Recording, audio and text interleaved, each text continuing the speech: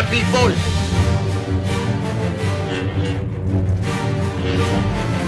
I'd like to manifest that. Hindi ko alam kung nakikinig ko tayong lahat, yung sigaw ng taong bayan na libo-libo sa People Power Monument sa Luneta.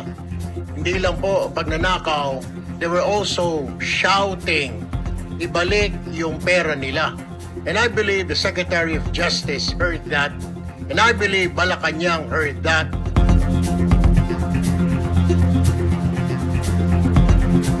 A couple of days ago, in the last hearing when you were here, we somehow settled the issue that restitution is not a requisite for an applicant to the WPP. Is that correct?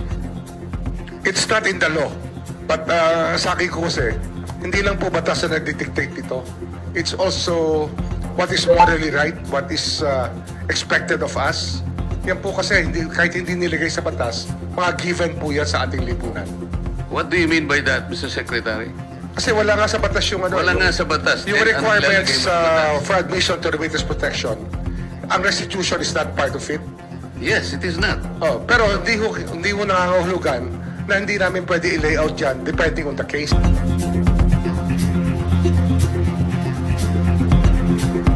Na hindi namin pwede i-layout yan depending on the case. Mr. Secretary, I am still in the stage where a particular applicant wishes to apply under that program. And there is a process. In the process, restitution is not one of the requisites. Is that correct? Opo, pero if it's in terms of this case being a financial crime, sir, this is a crime against the financial status of the Filipino people, of the Philippine Republic. I think that it's just right. Mr. Secretary, are you amending the provision of... No, sir. No, sir. But that is how we run the Witness Protection Program.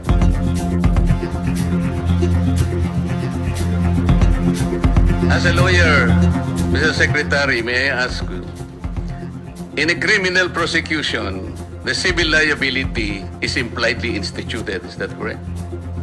Of course. Kaya nga hindi naman nangangahulugan kung sakasakali na natapos na yung criminal prosecution, kapag ka nakita na mayroong criminal liability yung tao, because it is impliedly instituted, doon lang magkakaroon ng restitution. It will come after. Paano mo sasabihin na magre-restitute ang isang tao? Meron na bang findings kung magkano i-restitute on how it can be restituted?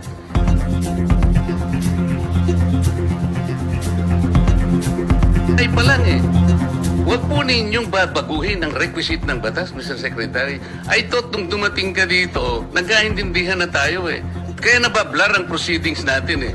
Kaya nga kinote ni, siguro, ang chairman kanina gusto kong ituloy ito. Sinabi niya, nagpa-interview siya, na goodwill and sincerity should be done para i-test.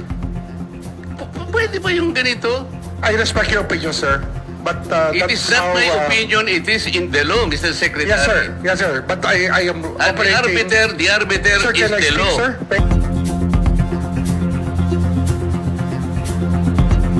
Can I speak, sir? Yes, you I'm are operating from the Marcoleta, from the vantage point of the reason behind the law, sir.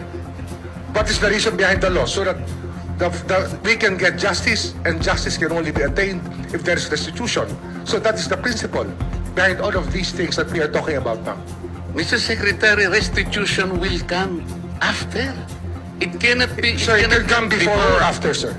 It can come before or You after. cite the law that it come before. Wala nga po sa batas eh.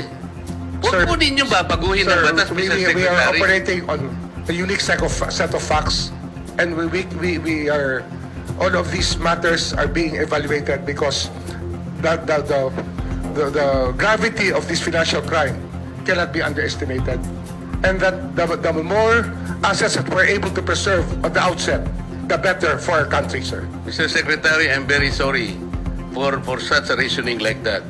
Alam mo, nakikinig I'm very ang sorry, sir. buong bansa. Also, sir, I'm very sorry too if you do not agree with me. But I respect your opinion, sir, and we will carry out our job as we deem fit, as we see. Mr. Chair, I said that the I am country not needs. expressing an opinion here. I am articulating the provision of law. You do not change the provision of law, Mr. Secretary. You may be disbarred from doing this.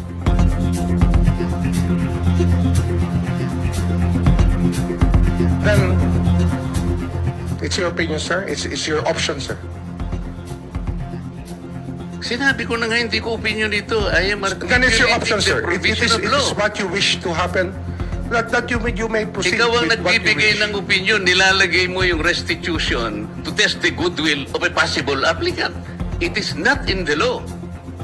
Unless you are able to point out the provision of law that it come before. Hindi ganun eh. Sabi mo na nga, and we admitted, impliedly instituted ang civil liability, but this will come eventually after the court has pronounced kung magkano ibabalik niya kung meron man. Not before. Thank you, Mr. Chair.